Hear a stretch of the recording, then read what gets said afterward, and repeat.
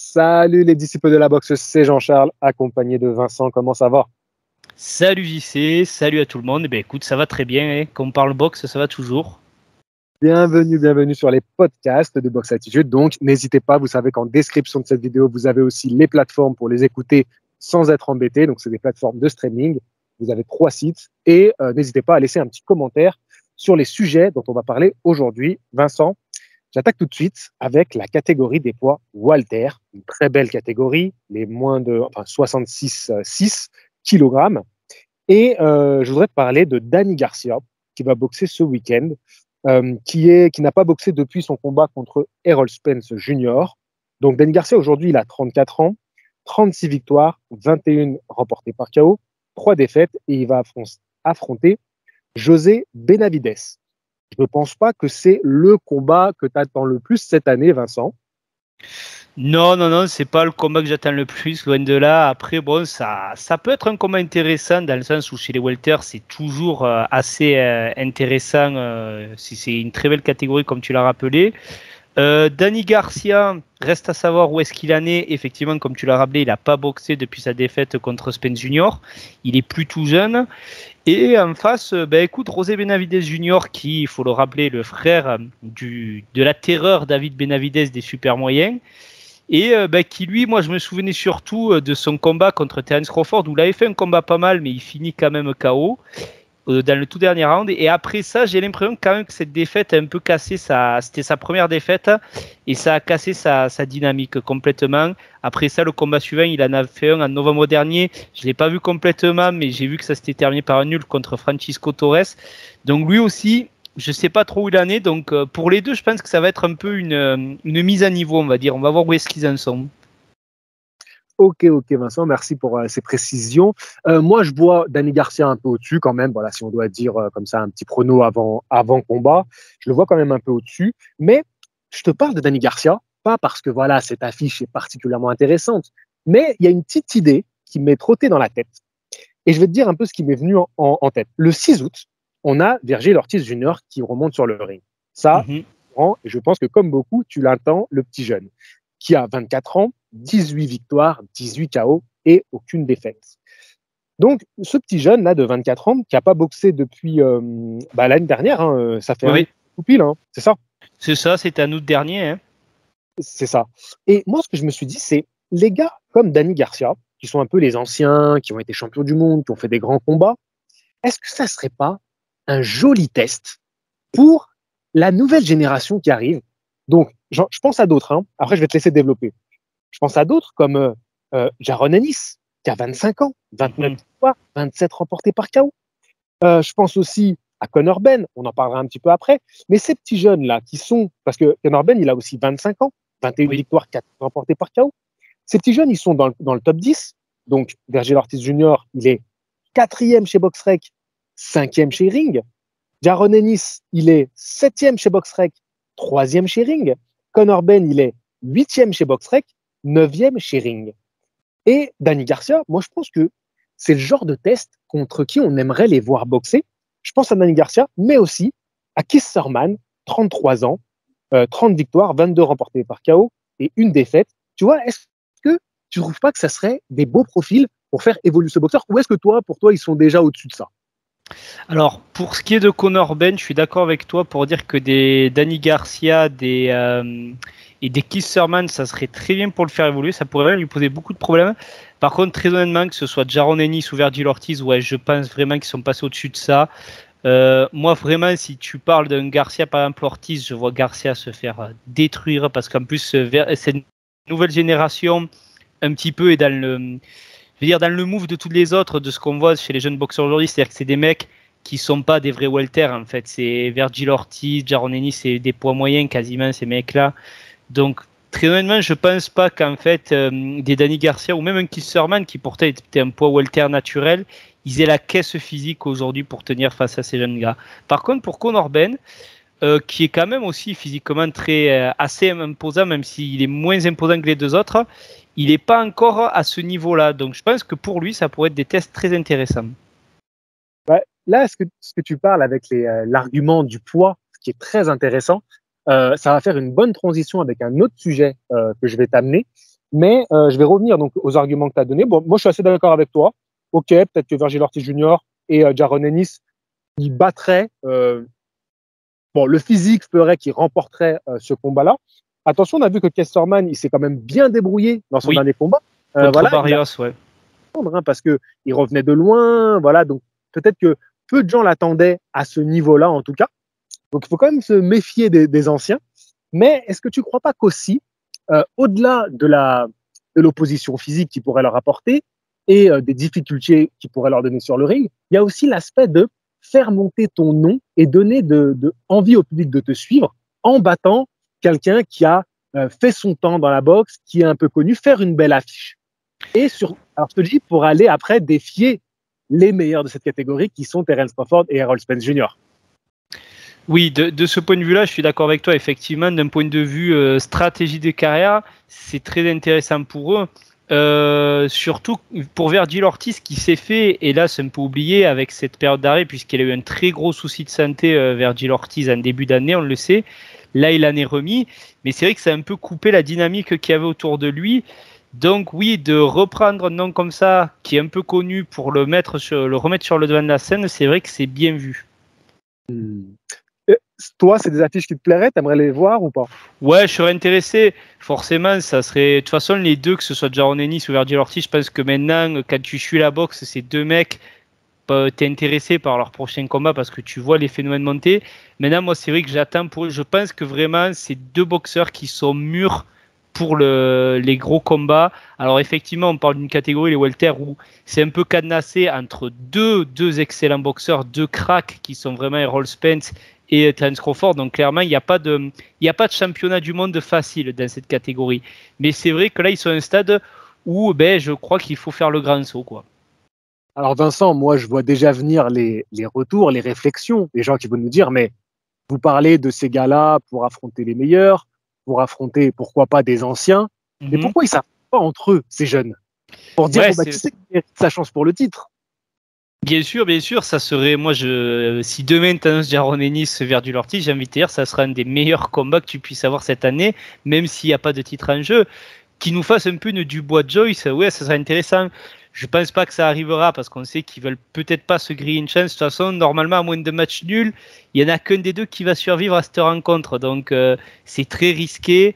Et quelque part, si c'est pour se retrouver après pour le titre, on a envie de dire, on va pas forcément leur en vouloir. Après, c'est vrai que oui, dans la logique, on pourrait très bien dire, comme à l'ancienne, affrontez-vous et le vainqueur gagne sa légitimité pour affronter le vainqueur d'un potentiel Spence Crawford qui, on le rappelle, au moment où on fait le podcast, n'est pas du tout officiel. Ouais, moi il me saoule. Bon, je n'ai même pas vraiment envie de m'étaler là-dessus, il me saoule. mais je voulais, ça me fait penser aussi, tu sais, aujourd'hui, on souffre forcément de la comparaison de la boxe avec le MMA. Et justement, dans le MMA, on a ça. Je trouve que les combats comme ça, on les a beaucoup plus vite. C'est vrai. Est-ce que tu ne penses pas que, justement, le fait que le MMA donne au public les combats qu'ils attendent, est-ce que tu ne penses pas que ça va pousser un peu la boxe à le faire? Oui, mais ça le fait déjà depuis quelques années, si tu regardes. Moi, tu sais, quand je me faisais la réflexion, compare à ce qu'on vivait même le début des années 2010 jusqu'à 2015, 2016, on avait quasiment fait une croix sur les grosses affiches. On se disait, bon, ça se fera jamais. C'était normal presque. Tu sais, limite, personne ne râlait. On disait, oui, on sait très bien, ils sont pas chez le même promoteur, ils ne s'affondront pas. Depuis quelques années, je trouve quand même que sur les affiches qu'on a eues, que ce soit Ward Kovalev, que ce soit Canelo Golovkin, Lomachenko Lopez, les unifications totales qu'on a eues, même les Fury Wilder, tout ça. Donc je trouve quand même que depuis quelques années, on a plus d'affiches que ce qu'on en avait. Maintenant, c'est pas encore parfait, il y a encore des affiches qu'on attend, qu'on veut voir, mais je trouve quand même qu'il y a une nouvelle dynamique depuis la moitié de la décennie 2010-2019, quoi. Assez d'accord avec toi. Comme je disais tout à l'heure, tu m'as fait une bonne transition en parlant du poids de cette génération-là qui, c'est vrai, ils sont impressionnants physiquement quand ils montent au ring. Eh ben, il y a Conor Ben. On parle d'un combat contre Chris Eubank Jr. Alors, ça serait plus ou moins fait. Donc, Chris Eubank Jr., je rappelle qu'il a 32 ans, 32 victoires, 23 remportées par KO et 2 défaites, et qui reste sur une bonne série. Alors, c'est un combat qui est bien sûr alléchant parce que c'est les fils d'eux qui se retrouveraient, donc leurs deux papas se sont affrontés. Tous les deux, ce sont des boxeurs qui vendent beaucoup dans leur pays, qui remplissent des salles. Pour moi, c'est l'opportunité parfaite de faire ce combat-là parce que tout le monde y est gagnant, je pense. Hein. Tu me diras ce que tu en penses. Mais voilà, ça va remplir une salle, ça va faire des chiffres de pay-per-view de fou. Parce que là, c'est sûr que les anglo-saxons, ils vont regarder à fond ce combat-là. Il va y avoir du trash talk, ça va être un combat explosif. Qu'est-ce que tu penses un peu de cette affiche qui donc serait un Conor Ben qui devrait monter en poids? Et on parle d'un Chris Eubank Jr. qui descendrait un peu parce que je rappelle qu'il est chez les poids moyens. Et donc, il faudrait se retrouver aux alentours des poids super welter. Qu'est-ce que tu en penses? Alors, il faut voir physiquement comment c'est possible parce que c'est vrai que Conor Ben, il est poids welter. Donc, est-ce qu'à ce stade-là de sa carrière, faire une montée chez les super welter, c'est pas un peu prématuré? Chris Eubank, on rappelle que c'est un mec qui a été moyenne de base, qui était monté en super moyen. Je crois pas qu'il ait boxé en super welter, ou alors peut-être au tout début de sa carrière, mais revenir à cette limite-là, ça va peut-être être compliqué. Après, bon, peut-être qu'ils peuvent trouver une solution avec les catchweight. Et sinon, je suis d'accord avec toi. En fait, il y a un côté un peu dans ce combat, c'est quelque part, on se dit, ouais, est-ce qu'ils nous font pas un peu de l'enfumage parce que c'est les fils d'eux, mais d'un côté, on a tous envie de le voir pour la narration. C'est Creed 2, quoi, ce combat, tu vois. C'est les fils d'eux qui se rencontrent effectivement en Angleterre en plus. C'est des Britanniques, donc tu sais que ça va buzzer. Les premiers combats entre les pairs ont tellement buzzé. C'est comme tu le dis, c'est deux fortes personnalités, c'est deux beaux styles aussi de boxe. Enfin, c'est deux styles qui sont en tout cas excitants. J'ai pas souvenir de m'être emmerdé sur un combat de l'un d'eux. À la limite, Chris Eubank, le dernier combat était un peu trop à sens unique, mais c'était quand même, il y avait des trucs plaisants à voir, quoi, je veux dire. Donc en fait, c'est forcément, oui, c'est une affiche, bien sûr que s'ils la font, si ça se réalise, ça va faire un carton. Et c'est pour ça que ça, effectivement, comme tu le dis, ça a des chances de se réaliser. Alors, j'aurais un petit bémol, c'est que pour Chris Eubank Jr., c'est le top. À 32 ans, moi, Oui. tu sais que je l'aime beaucoup, mais je sais qu'il n'est pas vraiment au niveau des champions actuels. Bon, il aura peut-être pas une seconde chance de sitôt. C'est compliqué. Surtout quand on sait que la catégorie des poids moyens, elle est plutôt fermée.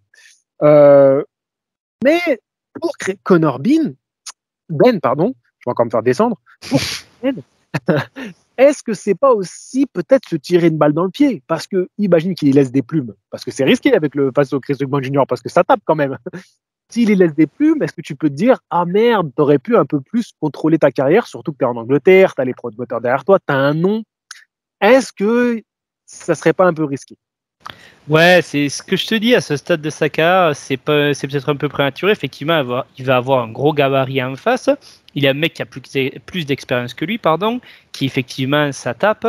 Après, je sais pas, en fait, comment il voit la carrière de Conor Ben. Conor Ben, moi, j'ai un peu du mal, en fait, pour l'instant, à le voir. C'est vrai que au début, je me suis dit, c'est un mec, est-ce que c'est pas un mec un peu comme ce dont on parle, par exemple, de Campbell Hatton, le fils de Rick Hatton. On se dit, est-ce qu'ils font pas une carrière sur mesure ou quoi? Mais quand même, il faut reconnaître que ses dernières performances, face à des adversaires d'un niveau de plus en plus élevé, et Conor Ben, on se dit, ouais, non, finalement, quand même, ça fait partie aujourd'hui du top 10 des welter, qui est une des catégories les plus relevées. Donc, je sais pas quelle ambition ils ont pour sa carrière. Soit, en fait, ils voient sa carrière un peu comme celle de Chris Eubank Jr., c'est-à-dire qu'ils se disent, peut-être qu'il va avoir un plafond et qui va jamais atteindre le niveau mondial, donc autant faire ce type de combat. Mais c'est vrai que si tu es son promoteur, comme tu dis, légitimement, tu peux te dire, au vu de ce qu'il nous montre pour l'instant Conor Ben, ben ouais, il peut peut-être aller plus loin que Chris Eubank Jr. lui est allé. Donc qu'est-ce que ça vaut le coup de de peut-être potentiellement le griller avec un combat comme ça? Je suis d'accord avec toi, c'est un risque. Alors attention, je vois ce que tu veux dire par rapport à Campbell Hatton, mais ne comparons pas l'incomparable. Il y a une grosse différence de niveau quand même. Bien sûr. Non, mais si tu veux, c'est ce que je voulais dire. C'est-à-dire qu'à la base, si tu veux, moi, Conor Ben, dans ses débuts, je me suis dit, est-ce qu'on n'est pas un peu sur ce registre-là? C'est-à-dire que si on te met des adversaires en face qui te font briller, sauf que là, effectivement, force est de reconnaître que depuis quelques années, lui, il a franchi ce cap, Conor Ben, et qui nous montre effectivement qu'il est sur un gros niveau quand même. Mais tu sais, dans la boxe, avec une bonne promotion, avec beaucoup d'entraînement, on peut arriver à se monter une carrière et on peut passer du coup à notre cher Jake Paul. Parce que, alors je tiens d'abord à dire à Jaune d'œuf qui m'a écrit un petit mot en me disant je vais utiliser Jake Paul pour faire les 100 000 abonnés. Alors déjà, nous sommes sur la chaîne de podcast, donc je pense qu'on n'aura jamais les 100 000 abonnés. Et je pense qu'il faisait référence à la chaîne Box Attitude, où on se rapproche des 100 000 abonnés. C'est incroyable. Franchement, j'y crois même pas.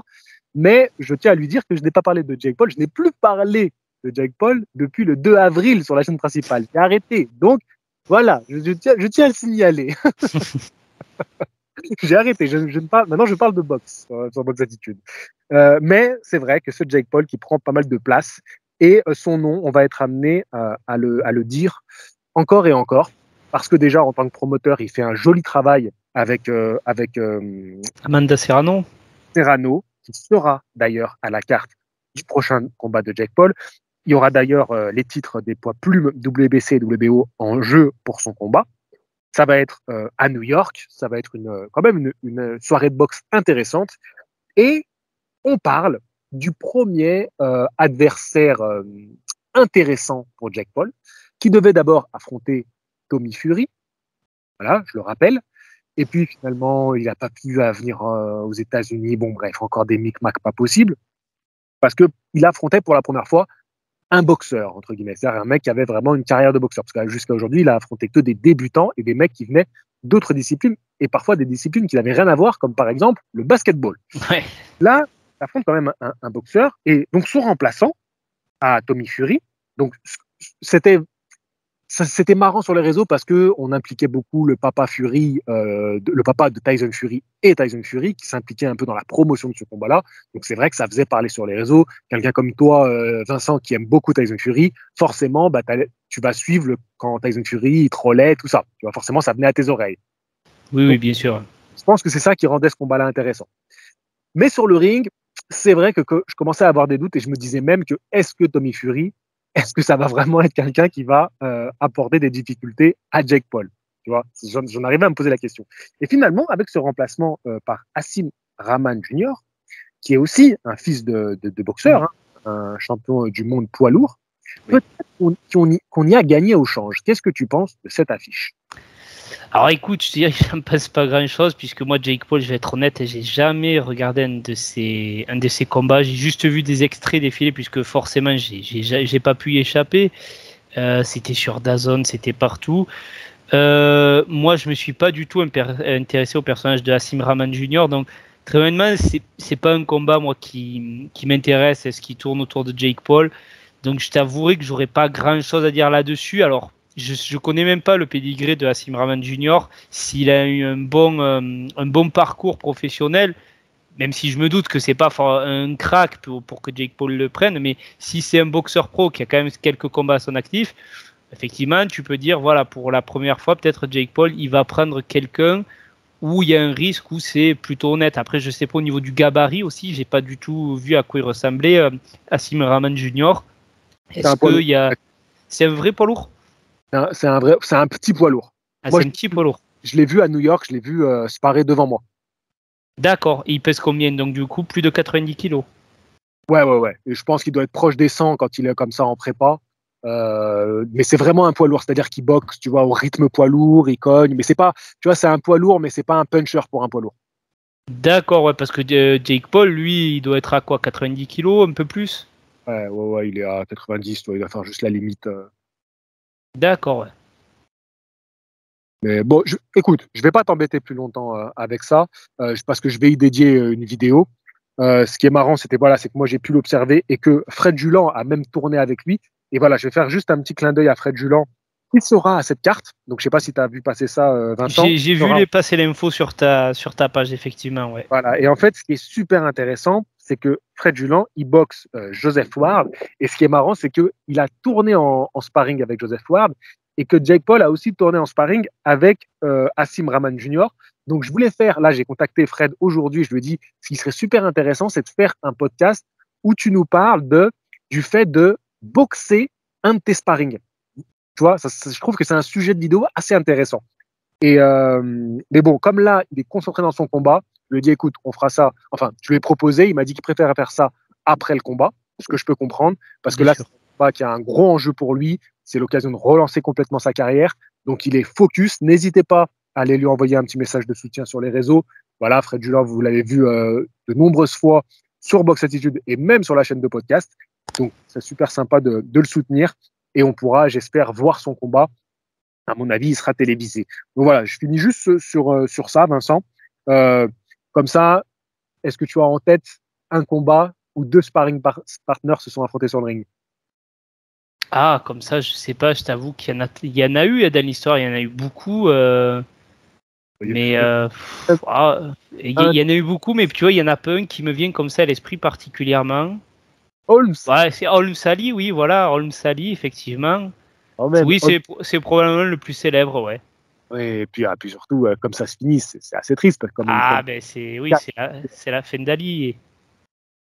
Donc, ouais, mais tu vois, je pensais qu'il te serait venu tout de suite Oui, mais c'est vrai en que tête. j'ai pas du tout pensé. Tu vois, il était peut-être tellement évident que je cherchais ailleurs.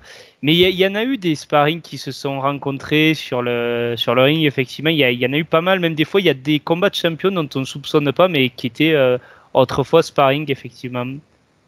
Donc voilà, moi, en tout cas, ça va être un sujet de podcast qu'on va faire ensemble dès qu'il aura, j'espère, remporté cette victoire contre Joseph Ward. Ça va être vraiment un combat important pour lui. Et pourquoi pas, après, il va peut-être défier Jake Paul sur le ring.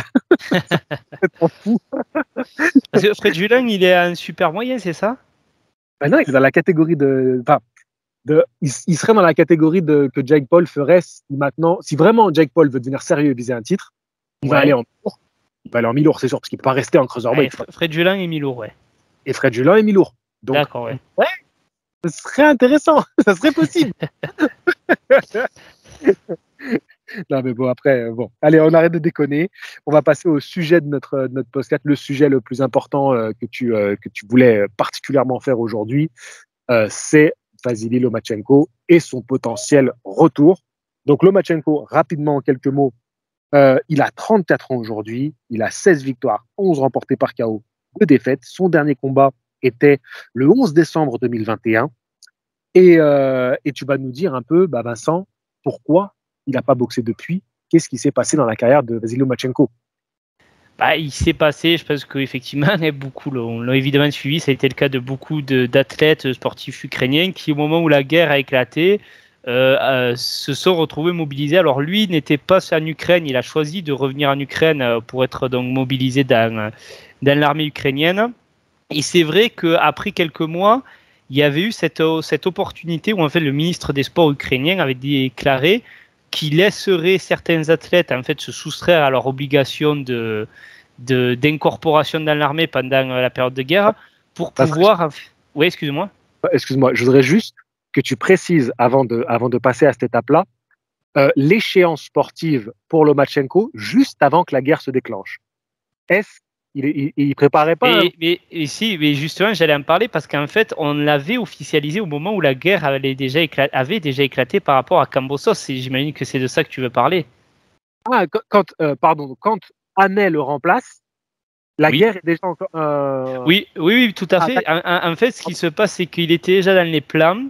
Il y a la guerre qui a éclaté et après, il y a eu effectivement cette injonction du ministre des Sports ukrainien et on a dit à Lomachenko, tout comme on a dit à Usyk, vous pouvez quitter le front, allez vous entraîner et vous pourrez disputer les combats qui sont en attente pour Usyk, donc c'était Joshua. Et Lomachenko contre Kambosos, moi j'étais persuadé que du coup il allait foncer dessus, lui qui rêve depuis des années de devenir champion incontesté, qui plus est face à Kambosos, je trouve que c'était une grosse opportunité. Et le contrat était vraiment quasiment conclu. Et en fait, Lomachenko a choisi de rester finalement en Ukraine, donc dans l'armée. Et du coup, c'est Devin Haney effectivement qui l'a remplacé. Et on se demandait, Lomachenko, si on allait le revoir sur un ring cette année, même si on allait le revoir tout court sur un ring. Parce que mine de rien, je vois beaucoup dans les commentaires certains qui disent oui, mais ils ne sont pas en première ligne, bien évidemment. Mais ils étaient quand même dans des zones de bombardement. Et je vous signale qu'il y a eu des athlètes ukrainiens qui ont perdu la vie dans ce conflit, mine de rien. Et Lomachenko, mais finalement, c'est confirmé qu'il s'entraîne depuis plusieurs mois et que du coup, il devrait revenir sur le ring pour le mois d'octobre. D'accord.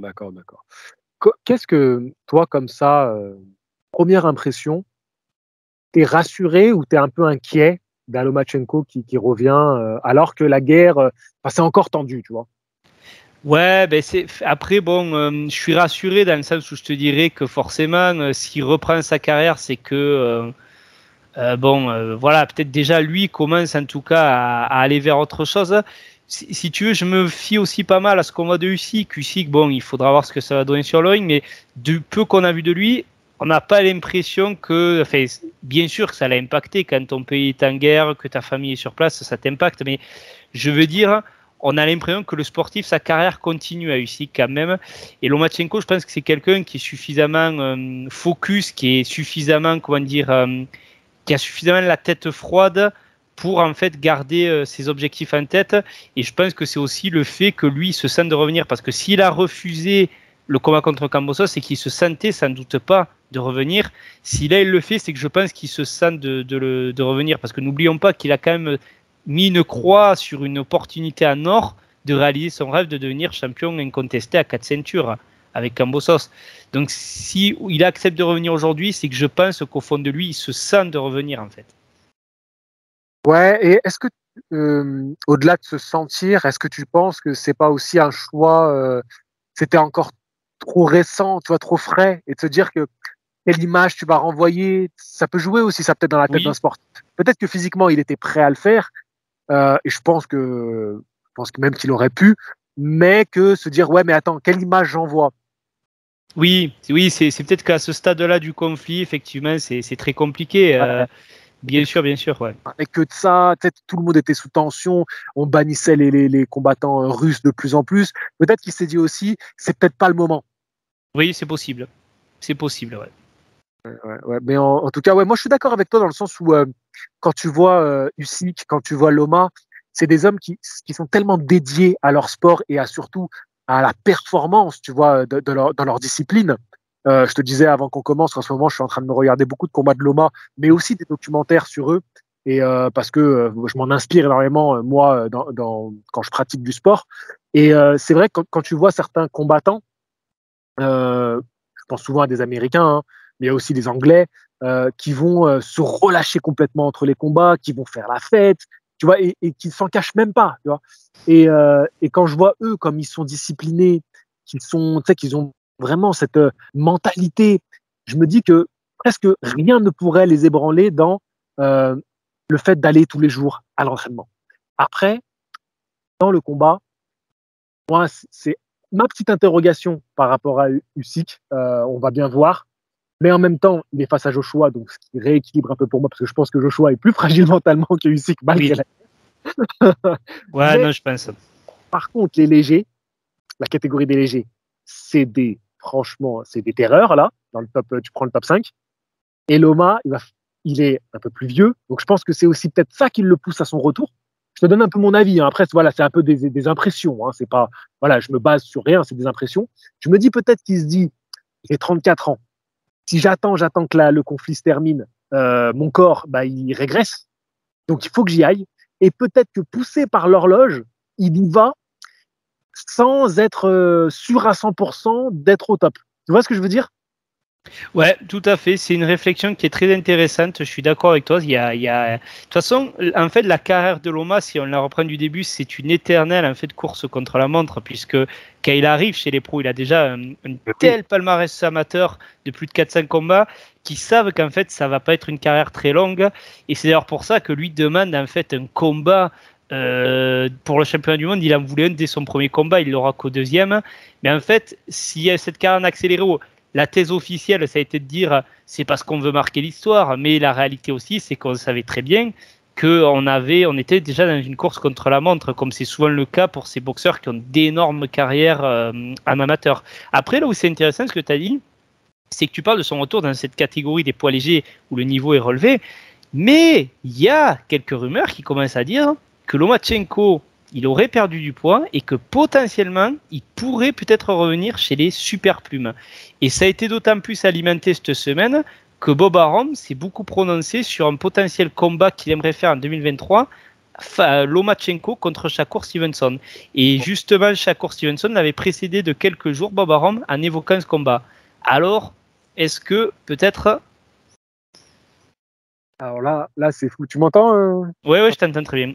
Alors là, c'est fou parce que toi, t'étais celui qui disait non, je pense pas que Loma. Tu sais, souvent quand on. Alors, on va en reparler. Est-ce qu'il le fera? Ça reste une autre histoire. Mais moi, je t'avoue que franchement, je trouve que ça serait peut-être le meilleur choix pour lui. parce que je trouve que cette catégorie, on a toujours dit depuis le début que Lomachenko chez les légers, il est peut-être un petit peu limite sur le plan physique. Les super plumes, c'est là où il semblait le mieux briller. Maintenant, c'est est-ce qu'il peut revenir vraiment dans cette caté à son âge avancé? Je sais pas. Shakur Stevenson Lomachenko, moi je t'avoue, pour moi, de mon point de vue, c'est peut-être le plus beau des combats que tu peux proposer avec Loma. Mais il y a un fait effectivement qui est que Loma, comme on l'a dit, il est dans une course contre la montre et il a un rêve, c'est de devenir champion incontesté. S'il veut faire ce rêve dans un court laps de temps, il n'y a pas 36 solutions. C'est espérer pouvoir défier Devin Haney pour toutes les ceintures, tant qu'il est encore temps aussi, parce que Devin Haney n'en a sans doute plus pour longtemps dans la catégorie des poids légers. Ouais, moi j'ai même envie de te dire, Lomachenko, pour sa legacy, il en a besoin de redevenir champion du monde et même champion unifié. Parce que, alors peut-être que des gens vont pas trop comprendre ce que je veux dire là, parce qu'on est en train de vivre dans l'ère un peu de Lomachenko. Pour moi, Lomachenko, il a apporté un style et il a révolutionné la boxe. Mais peut-être, tu vas me dire ce que tu en penses, hein, qu'il n'en a pas encore suffisamment fait pour être ce nom qui ressortira totalement de cette génération et qu'on continuera à parler. Tu vois, comme là récemment, tous les deux, on a fait un classement top 12 des meilleurs boxeurs. Et pour que Loma rentre un jour dans ce fameux classement des meilleurs noms, est-ce qu'il n'a pas quand même besoin d'encore un peu plus marquer son histoire en allant retrouver des ceintures de champion du monde et, ce qui serait magnifique, l'unification totale? Ouais, moi je suis d'accord avec toi. En fait, déjà, Lomachenko, si on y réfléchit, un Ukrainien qui a boxé dans les petites catégories des poids plumes aux poids légers, face aux géants américains, il va avoir du mal à... Enfin, pour les puristes, oui, on s'en souviendra, mais il va avoir du mal à marquer tant que ça l'histoire. Et c'est vrai qu'aujourd'hui, si on te demande le combat référence de Lomachenko, ben, tu sais pas trop. Moi, j'aurais tendance à dire Nicolas Walters, mais Nicolas Walters, ça n'a pas été une superstar. On pourrait dire Rigondeaux, mais Rigondeaux, il y a toujours ce truc de dire ouais, mais il l'a pris, c'était quand même Rigondeaux c'était pas du tout les mêmes catégories de base. T'as eu des bons combattants comme Linares, comme Pedraza. Et en fait, ben, celui qui aurait pu devenir peut-être le combat le plus référence, c'était contre Teofimo Lopez. Et hélas, il a manqué le coche. Donc ouais, il lui manque en fait encore ce combat-là. Je suis assez d'accord avec toi. C'est un petit peu comme peut-être... quoique c'est différent parce que Roy Jones, il y a quand même eu James Toney. Bon, il y a eu Bernard Hopkins, même s'il était jeune. Mais c'est Lomachenko, il lui manque encore ce quelque chose. Je suis d'accord avec toi. C'est une bonne comparaison avec Roy Jones parce que pareil, Roy Jones, c'est un style unique. C'est un voilà. Style bien. Et je pense que pareil, Loma, pour moi, c'est un style. Tu sais, c'est quand tu as des mecs qui commencent à imiter. Comme il y a des gars qui imitaient Floyd Mayweather. Tu vois, et là, ok, il a marqué une génération. Mais il faut encore qu'il ait ces combats, comme tu dis, ce combat référence qui lui manque un peu. Et bon, c'est pas vraiment sa faute, hein, on est un peu dur, mais c'est pour rentrer parmi les légendes. Et il le mérite, je pense. Oui, non, bien sûr, quand on voit ses capacités, ses qualités, c'est vrai qu'il y aurait eu plein d'occasions de ces dernières années. Il y a plein de combats qu'on n'a pas eu. On n'a pas réussi à avoir les combats contre Davis, on n'a pas réussi à avoir le combat contre Mickey Garcia au moment où même ça aurait représenté l'unification totale des légers. Il faut le rappeler, à l'époque, ils avaient 2 ceintures chacun. Donc ouais, hélas, il y a des trucs comme ça qui ne sont pas faits. C'est comme tu dis, c'est pas sa faute. Lui, pour l'instant, il a quand même pris. Je veux dire, moi, je me souviens le soir, par exemple, je prends souvent cet exemple où Teofimo, il bat Comé par KO au 2e round. Je pense qu'il a fait peur à beaucoup de monde. Loma, il est au bord du ring, il monte sur le ring pour annoncer le combat. Il fait pas du trash talking, il fait pas de. L'année suivante, on a le combat. Donc, je veux dire, c'est pas quelqu'un qui a géré sa carrière en disant ouh là, peut-être je vais pas trop y aller. Donc ouais. Et là, je pense que s'il revient. Ben, très honnêtement, oui, il va choisir. Alors, il y aura un combat de reprise, c'est ce dont on va parler en octobre, parce que je ne pense pas qu'il va revenir de suite contre un gros nom. Mais pour l'an prochain, je pense qu'il va viser soit un Devin Haney, soit un Shakur Stevenson. Alors, justement, ça me fait une bonne transition, parce que maintenant, Lomachenko, on connaît sa mentalité. Ensuite, depuis quelques années, c'est un homme de défi, c'est un homme qui cherche des titres. L'année où, malheureusement, là, il a dû arrêter la boxe, juste avant ça, les noms qu'il prend, c'est pas anodin. C'est pas Nakatani et Comey, c'est pas pour rien qu'il prend ces noms-là. Et quel combat il nous fait. Donc pour son retour, est-ce que tu penses pas que le Loma, il va nous chercher un petit nom quand même, une affiche sympa? Est-ce que tu as des idées de ça? Bien sûr, non mais attention, parce que moi je dis quand il va pas prendre de suite un gros nom, je veux dire il va pas prendre une des têtes de KT comme un Haney ou un Stevenson, mais oui, pour son retour, moi ça me paraît évident qu'il va chercher un nom Et alors là, moi, effectivement, il y a plusieurs idées qui me viennent. Alors, on peut peut-être parler d'abord, dans un éventuel cas où il irait chez les super plumes, quels seraient les noms à évoquer? Ou tu préfères qu'on aille directement sur les légers? Vas-y, tu peux parler des poids super plumes, mais objectivement, tu le penses faire ça? Faire un retour chez les super plumes? Je crois plus en l'option poids léger quand même. Je vais pas mentir, mais pourquoi pas? Ça serait intéressant. Mais bon, je pense que ça sera plus chez les légers. Mais chez les super plumes, ben moi, il y a un nom que je me dis qui pourrait être intéressant. Ben, c'est Rakimov, tu vois, qui est russe justement, enfin qui est pas tout à fait russe. Je crois qu'il est originaire. Je sais plus exactement de quel pays il est originaire, mais je crois qu'il a la nationalité russe. Je sais pas. Alors du coup, peut-être que je dis une bêtise, peut-être que ce gars-là, il n'aura pas de licence pour combattre, puisqu'on a vu qu'effectivement, il y a des boxeurs russes, comme tu l'as rappelé, à qui on a retiré les licences et le droit de combattre sur le sol américain, puisque le retour de Loma se fera sûrement aux États-Unis. Mais Rakimov, c'est un mec invaincu qui est très bien classé chez les super plumes, et je trouve que ça serait une opposition de style très, très, très intéressante. Okay. Donc ça, voilà. Après, bon, j'aurais bien pensé aussi contre Cessao, mais il va affronter Shakur en septembre. Donc, je pense pas qu'en fait, du coup, c'est sûr même que ça sera pas possible pour Loma d'ici le mois d'octobre. Après, si on va plus sur l'option du coup léger, moi, parmi les noms qui me viennent en tête, ben, il y avait Isaac Cruz, tu vois. Isaac Cruz, pour moi, ça serait un des noms les plus intéressants.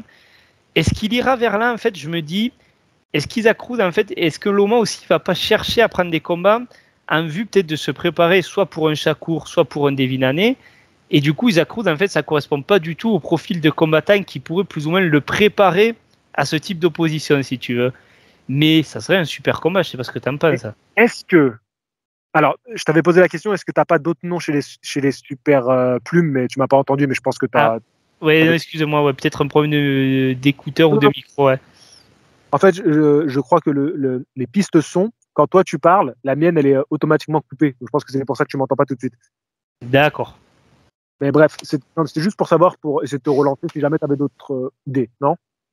Alors chez les super plumes, non, ben après, je pense pas qu'il prendra un Oscar Valdez. Je pense pas même que du côté Oscar Valdez, après ce qui s'est passé face à Shakur, on va vouloir revenir face à Lomachenko, même un Lomachenko qui est peut-être un peu déphasé de tout ce qui s'est passé.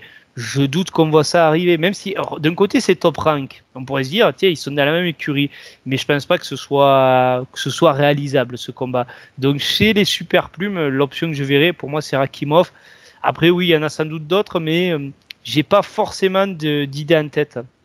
Mais j'ai une idée qui me traverse comme ça. D'aller chercher un titre chez les super plumes pour arriver en tant que champion et défier le champion de la catégorie supérieure. Parce que tu sais, là, comme chez les légers, c'est unifié. Donc, tu as un champion. Ouais, bien sûr. Tu penses de cette idée? Parce que ils sont pas. Shakur Stevenson, il a 2 titres, hein, c'est bien ça? Oui, c'est ça. Donc, allez, un autre champion, qu'est-ce que tu en penses? Ouais, ça pourrait être intéressant. Après, alors, moi, je regarde, tu vois, les champions que tu as en super plume. Tu as Roger Gutierrez, vénézuélien. Je suis pas forcément sûr que ce soit hyper vendeur, que ce soit non hyper accrocheur. Tu aurais en Angleterre Joe Cordina, qui récemment s'est emparé du titre IBF face à Kenichi Ogawa, le japonais, qui a marqué un super KO au deuxième round. C'est quand même un gros morceau, Cordina, pour un retour, même s'il n'a pas du tout l'expérience de Lomachenko. Mais c'est en plus un gars qui est assez balèze physiquement, je crois. Donc ça serait quand même un risque de le prendre comme ça dès le retour. Après, avec Lomachenko, pourquoi pas. Ouais, ça pourrait être une idée. Moi, quand je te dis ça, c'est vraiment pas dans l'idée de chercher un nom, mais c'est le titre. C'est de venir, de dire, regardez, je reviens, tout de suite, titre en jeu, parce que ça, c'est des trucs que Loma, il aime bien faire. Et après, dire, bah voilà, je suis champion du monde, maintenant, je vais aller reprendre, enfin, je suis redevenu champion du monde des super plumes, et je vais aller retourner en léger prendre les titres. Tu vois, c'est un truc un peu dans la mentalité de Loma. Je le vois bien faire un truc comme ça, tu vois. Oui, c'est pas idiot. Surtout, comme tu dis, c'est vrai que chez les légers, il n'a pas pu se permettre ça dans ses combats de retour, puisque tout était cadenassé, tous les titres étaient autour d'une même taille. Hein. Donc, ouais, ça pourrait peut-être être intéressant si, dans l'optique, une fois encore, il revenait, il faisait un retour chez les super plumes. Ça pourrait être intéressant d'aller chercher un champion, effectivement. Je ne sais pas d'ailleurs où Cordina et Gutierrez, chez quel promoteur ils sont, si ça serait possible du point de vue politique de la boxe. Mais ouais, ça serait intéressant. pense que ces deux mecs-là, on va pas se mentir, Loma, il signe direct. Hein. Il n'y aura pas trop de difficulté à s'arranger avec leurs promoteurs parce que leurs promoteurs, ils vont jamais trouver une opportunité comme ça de les faire signer. Donc, je pense qu'ils n'auront pas trop de difficultés à s'arranger. Tu vois ce que je veux dire? Ouais, non, je suis d'accord avec toi. C'est vrai que bon, si tu as une opportunité avec Lomachenko, oui, je pense que quand même, surtout que bon, Top Rank mettra l'argent sur la table aussi. Voilà. Et puis l'en face, ils vont se dire, ouais, mais attends, ces mecs-là, on a quoi à leur proposer de mieux? On va galérer pour avoir un combat contre Shakur Stevenson. Faire, alors que là, tu as Loma qui arrive sur un plateau, ils vont signer sans problème. Après, ça serait fou, mais pour l'histoire, ça serait beau. Et après, donc, toi, tu le vois, après un combat de reprise, alors peut-être un combat de reprise chez les légers. Donc là, c'est ce que tu me disais. Alors là, vas-y, je vais rebondir sur ce que tu disais, parce que tu disais intéressante. Peut-être prendre un Isaac Cruz, mais ça ne serait pas pour le préparer pour le style d'un champion en titre ou un potentiel nouveau champion. Disons que, imaginons, comme Bossos reprenne des titres, voilà, on ne sait jamais dans la boxe. Ah oui, bien sûr. Isaac Cruz, c'est pas un combat de préparation pour ça. Mais, alors là, je vais te répondre, Vincent, est-ce que Lomachenko a besoin de faire un combat de préparation avec un style similaire?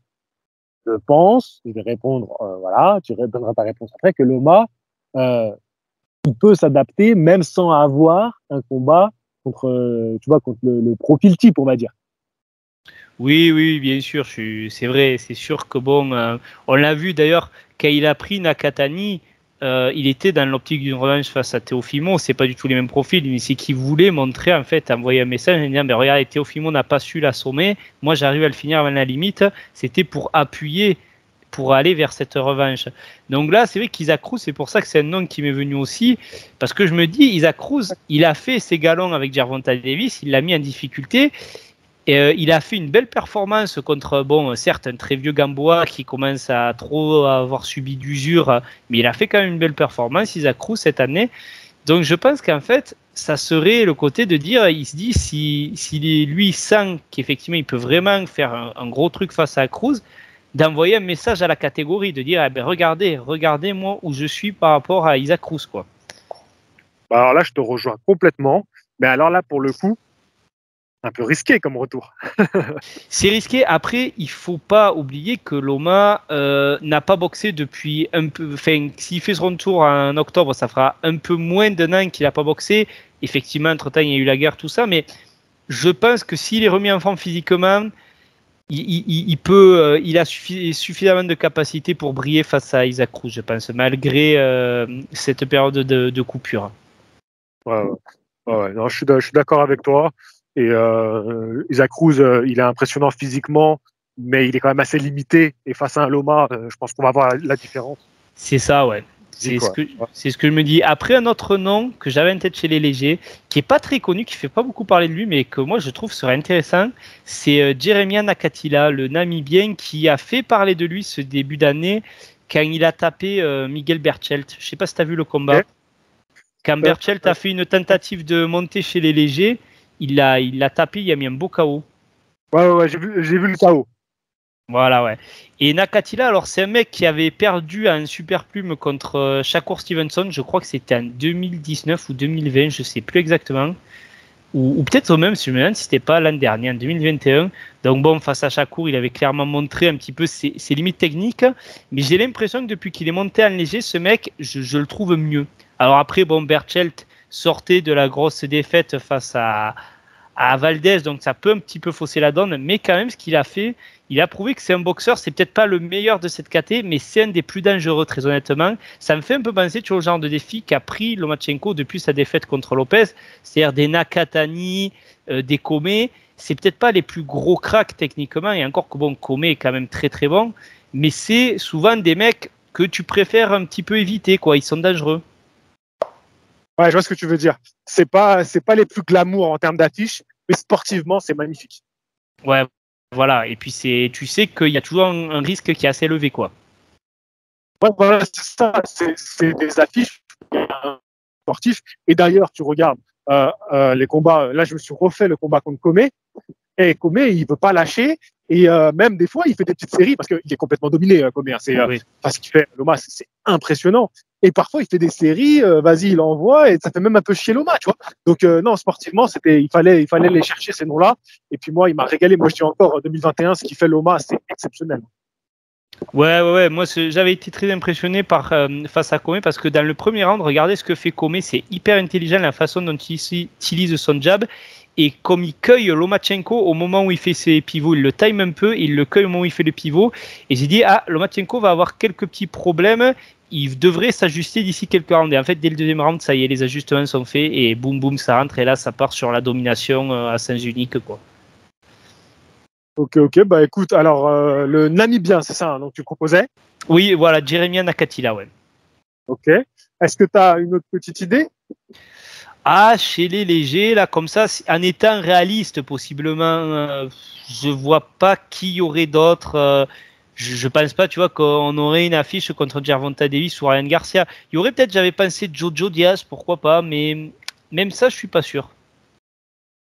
Ouais, c'est vrai. J'avais pas pensé, mais pourquoi pas, ouais. Une revanche contre Linares? Ouais, Il Linares, il avait boxe encore. Hein. Ouais, il boxe encore Linares. Hein, il défie Ryan Garcia. J'ai pas suivi, tu vois, ouais, donc oui, il est encore là, d'accord. Ah, bah, il s'est pris un KO ça, au Mexique, je crois. Il a fait un combat, il s'est pris un KO. Ouais, alors moi, j'ai pas resuivi depuis sa défaite contre Année. Je me souviens qu'avant Année, il avait tenté, mais juste après Loma, une montée en super léger où il avait pris un KO dès le premier round. C'est pour ça qu'il est revenu en léger. Mais après, ouais, j'ai pas trop suivi depuis Devin Haney ce qu'il a fait Jorge Linares. Ouais, il s'est pris un KO au Mexique, je crois, un truc comme ça. Il est allé en plus contre un inconnu. Je me demandais même pourquoi il avait accepté ce combat-là, parce que après son combat contre Annay, il aurait pu quand même demander un nom, tu vois, parce qu'il avait fait un beau combat. Et tu sais, dans la boxe, quand tu as fait une belle prestation, tu peux être rappelé. Oui. Un peu comme un Gamboa. Tu vois, Gamboa, Oui, ou Rosado, regarde Gabriel Rosado. voilà, exactement. Gabriel Rodeo, c'est un bon exemple aussi. Donc, bon, bah, écoute, et bah, tiens, Loma Gamboa, un autre. Ah Ouais, alors c'est une affiche qui serait sympa. Il y a quelques années, je me souviens à l'époque, quand Loma avait débarqué chez les Légis, ils en parlaient et je disais, bon, le temps est déjà passé pour Gamboa, mais c'est sympa. Là, aujourd'hui, je trouve que ça ressemblerait trop à. En fait, je suis les autres. Tout le monde y est passé dessus. Sur Gamboa, c'est triste à dire, mais que ce soit Davis, Année, Isaac Cruz. Si tu arrives derrière, en fait, ça fait vraiment le mec qui vient grignoter les miettes et je pense pas que Lomachenko il soit dans cette optique-là. C'est vrai, c'est pas son genre, je vois. Ok, bah écoute, bon, en tout cas, c'est vrai que Lomachenko, c'est un boxeur qu'on attend. C'est toujours un régal de le voir boxer, voir et revoir. Et on aimerait bien qu'il revenir à un bon niveau, quoi, qui va pas être trop impacté par cet arrêt. Ça me ferait chier parce que quand tu as eu une année 2021 où tu te dis, putain, tout est possible. Tu sais, après l'année 2021, tu te disais, oh là, on veut le voir pour un titre, on veut le voir avoir sa revanche, on veut le voir. Il reste dans un combat serré contre Lopez, parce que, quoi qu'on en dise, c'était très serré, ça se joue à pas grand-chose. Derrière, il fait les efforts pour, vraiment, il veut redevenir challenger. Ça, c'est vraiment l'idée, c'est pas comme Bossos qui active sa clause de revanche. Ça saoule. Tu vois, là, c'est vraiment l'esprit de redevenir challenger, donc de prendre des défis, de se remettre dans les classements. Et ça, c'est un esprit sportif que j'adore chez Lomachenko. Et ça me ferait chier que maintenant, bah, à cause de cette foutue guerre, le pauvre, il soit mis de côté. En plus, ça met une balle dans le pied de à sa carrière. Et foutu, il reviendra jamais à son meilleur niveau. Je dis pas à son niveau, son poids de forme, à son prime, mais son meilleur niveau actuellement. Et ça me ferait vraiment chier parce que c'est pas le genre de mec qui le mérite, tu vois. Ouais, moi je suis entièrement d'accord avec toi. On aurait la sensation d'un immense gâchis, surtout comme tu l'as dit. Je veux dire, moi, ce que je rappelle, ce que j'ai aimé, c'est que j'ai jamais vu de trash talking avec Lomachenko. Moi, j'ai vu beaucoup de mecs, on en a tous trop vu ces dernières années, qui vont se défier sur le ring, qui se mettent tête contre tête à s'insulter et les combats, ils arrivent jamais. Moi, je me souviendrai toujours, voilà, Lomachenko qui monte sur le ring face à Lopez pour l'unification des ceintures. En plus, un jeune invaincu qui vient de faire un gros KO. Mais voilà, dans l'année suivante, le combat est lié. Ça tergiverse pas, il n'y a pas de chichi. Et effectivement, quand il faut revenir au niveau, comme tu l'as dit, eh bien, allez, on va prendre des Nakatani, on va prendre des Kome. Donc, ouais, non, je suis d'accord avec toi. C'est un mec qui est méritant, qui bosse. Et j'aimerais le voir revenir. Comme tu l'as rappelé, le prime de Lomachenko est passé, mais de ce qu'on a vu l'an dernier, s'il arrive à revenir au même niveau qu'on a vu l'an dernier, effectivement, c'est du très très haut niveau, quoi. Ouais. Ça va être quand même compliqué. Je vais pas me leurrer. Hein. Je pense que de retrouver Lomachenko sur la même dynamique qu'en 2021, ça risque d'être dur. Mais comme c'est Surtout à son âge. Ouais, voilà. À son âge, et puis avec ce qui s'est passé, l'inactivité, on sait que l'inactivité pour les boxeurs, c'est très compliqué. Voilà, on le sait bien. Moi, j'ai très peur pour Arsène Glomérin, quand il reviendra. L'inactivité, c'est ce qu'il y a de pire. On l'a vu avec Michel Soro, voilà. Donc, et c'est à tous les niveaux. Hein. Bien sûr, je compare pas les niveaux de Soro et de Arsène avec Lomachenko, mais l'inactivité dans la boxe, c'est assez dur. Mais bon, on va bien voir. On va bien voir ce que ça donne. J'espère qu'en tout cas, il va pouvoir revenir au mieux que possible et puis pouvoir, pourquoi pas, avoir une chance d'avoir tous les titres et cette fois-ci que ça passe. Ouais, bien sûr. Écoute, on verra. En tout cas, moi, je te dis que ce soit un Devin Haney ou un Shakur Stevenson, c'est deux gros combats que j'aimerais voir. Shakur, vraiment, alors c'est toujours le paradoxe parce que Devin Haney a toutes les ceintures, donc c'est dans ça qu'on aimerait voir aussi, c'est tous les enjeux. Par contre, je trouve que Shakur est encore plus intéressant en termes d'opposition de style. Je trouve avec Lomas, ça serait vraiment, il y aurait un truc vraiment ouf à faire, je trouve. On parle plus du tout de Gervonta Davis. Moi, je vois bien, ça va faire comme Manny Pacquiao contre McGregor. Ça va arriver quand tout le monde s'en fout. Ouais, c'est peut-être possible. Ouais, ben, écoute, Davis, je pense que sa carrière prend une autre tournure aussi. Je pense vraiment qu'on va aller sur un Davis Garcia à terme, honnêtement. Bon, ben oui, bien sûr, il faut aller par ça. Ouais, bien sûr. Davis, il va déchirer la gueule de Ryan Garcia, puis ça sera réglé. On va voir. Il reste favori, on va pas se mentir, Gervonta Davis. Mais attention, on va voir. Quand même. Tu peux pas finir ce podcast sur ça. Non, arrête. Écoute, peut-être que l'avenir, on verra qui l'avenir on aura raison. Non, mais après, comme je dis, je mets quand même Davis au-dessus. Mais voilà, comme on en a déjà parlé entre nous, moi je suis un peu inquiet de la tournure de la carrière de Davis depuis des années parce que c'est un boxeur que j'aime beaucoup, Gervonta Davis. Il a ce petit mix en fait entre Floyd Mayweather et Mike Tyson que j'adore. Mais voilà, je trouve que sa carrière prend une tournure depuis quelques années qui me fait un peu peur pour son héritage. Et bon, donc je sais pas, j'ai des doutes le concernant. T'inquiète pas, Vincent, il va mettre KO Devin Haney et on en reparlera à ce moment-là.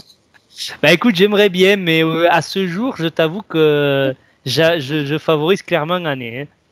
Il y a un gars sur Instagram qui est tout le temps en train de me faire la bagarre parce qu'il est à fond sur Devin Haney et Shakur Stevenson. Et moi, je suis plus Gervonta Davis. On est tout le temps en train de se faire la bagarre, gentiment, bien sûr. Hein. Mais c'est marrant. Dès que je fais un post sur Gervonta, il me dit tu verras quand tu vas prendre Devin Haney. Je dis non, tu verras toi. Et pareil, sur Errol Spence et contre Terence Crawford. Ouais. Encore faudrait-il que ça s'officialise, ça aussi, voilà. On en a déjà parlé, mais ça commence à devenir un peu long. Dans la boxe. Enfin bon, allez, on était dans une bonne dynamique. Bien discuté à 50 minutes, Vincent. Pour ceux qui font leur footing, c'est cool. Merci à toi. Et puis, on se refait rapidement un autre podcast. Eh bien sûr, écoute, avec plaisir. Allez, je vous dis à tous à la prochaine. Fighting. Salut à tous.